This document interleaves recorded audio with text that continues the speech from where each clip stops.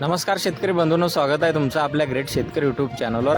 बघा शेतकरी मित्रांनो, आज 16 जुलै 2026 रोजच्या आजच्या आपण संपूर्ण महाराष्ट्रामधील तुरीचे बाजारभाव या व्हिडिओच्या माध्यमातून लाईव्ह स्वरूपात जाणून घेणार आहोत। तत्पूर्वी आपण चॅनलवर नवीन असाल चॅनलला सबस्क्राईब करायला विसरू नका।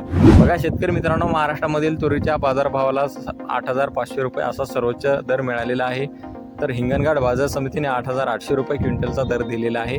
सर्वसाधारण दर 8,000 रुपये क्विंटल असा चालू आहे। चला तर आपण सविस्तररित्या बाजारभाव जाणून घेऊया। शेतकरी मित्रांनो, कृषी उत्पन्न बाजार समिती देवणी लातूर येथे जास्तीत दर 8,030 रुपये क्विंटल, सर्वसाधारण 8,015 रुपये क्विंटल लता आहे लोकल तूर।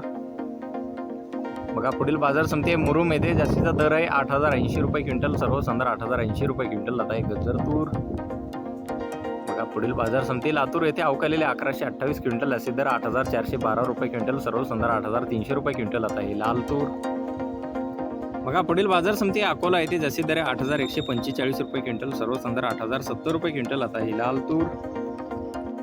बघा पुढील बाजार समिती अमरावती येथे जास्तीत दर 8,000 रुपये क्विंटल, सर्वसाधारण 7,849 रुपये क्विंटल आता ही लाल तूर।